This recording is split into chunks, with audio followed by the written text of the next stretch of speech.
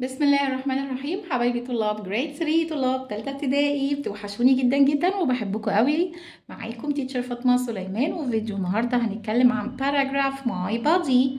الباراجراف ده برضو من الباراجرافات السهلة المتوقعة ان هي تيجي، فركز كده معايا فيه. هأكد عليك كل مرة لما اجي اكتب باراجراف ليه قواعد كتابة كده لازم التزم بيها. ايه هي؟ ان انا اسيب في اول جملة بس مسافة على قد كلمة. خلصنا الجملة بتاعتنا لازم نقفل بفول ستوب، وبداية كل sentence، بداية كل جملة لازم تكون capital letter. اوكي، يلا let's start. يلا نبدأ كده ونشوف هنتكلم عن paragraph my body هنقول ايه. اول حاجة هبدأ اوصف، اقول انا بتكلم عن ايه. This is my body. ده جسمي، هذا يكون جسمي. This is my body. طب يلا نبدأ بقى كده ونتكلم عن البادي بتاعنا. طبعا احنا خدناها في المنهج بتاعنا واتكلمنا عن السكين وعن البون وعن الاستومك وعن الهارت، كل ده هنتكلم عنه. اول جملة هنقول مع بعض my skin protects my body. الجلد او البشرة بتحمي جسمي. my skin protects my body. my bone helps me move. my bone helps me move. العظم بتاعي او العظمة بتاعتي بتعمل ايه؟ بتساعدني ان انا اتحرك.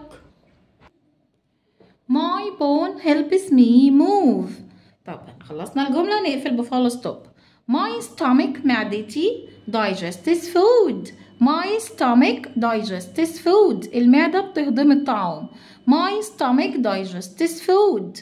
طيب آخر جملة بقى نتكلم عنها نقول ايه؟ My heart قلبي pumps blood to my body. بيضخ الدم لأجزاء جسمي.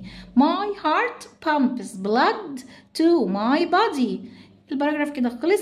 يعني افتكر ان الباراجراف جمله كلها سهله وكلها انت واخدها اصلا، فسهل عليك ان انت تكون الجمله بمنتهى البساطه. هقوله بقى مره كمان بس من غير ما نترجم عربي. This is my body. My skin protects my body. My bone helps me move. My stomach digests food.